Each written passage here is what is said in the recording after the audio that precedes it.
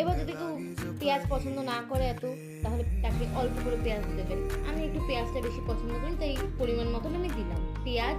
Capsicum capsicum পেঁয়াজ, tomato এগুলো সব হেলথের জন্য আমাদের খুব ভালো, কিন্তু পরিমাণ মতো সব কিছুই। তাই জন্য আমি সব ভেজিটেবল দিলাম একটু বেশি করেই।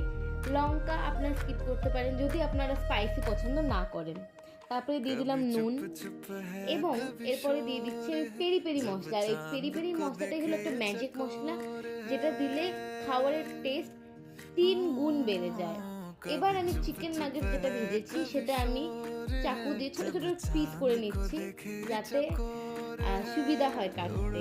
কেটে আমি ফ্রাই করেছি যেহেতু, তো ওইটা যদি আমি কেটে কেটে দিই তাহলে প্রত্যেকটা বাইটে আপনারা চিকেনের যে অংশ সেটা পাবেন।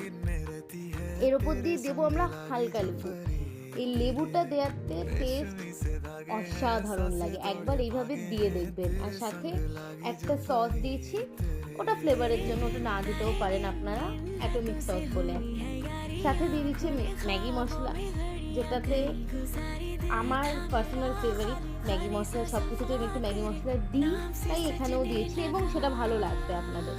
একটা সুইট সার, একটা স্পাইসি একটা ব্যাপার থাকে।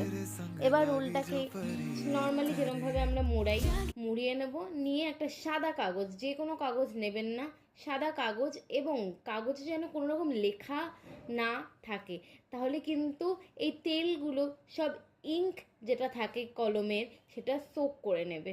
তাই জন্য আমি সাদা কাগজ ইউজ করেছি। এভাবে বানিয়ে একবার খেয়ে দেখ।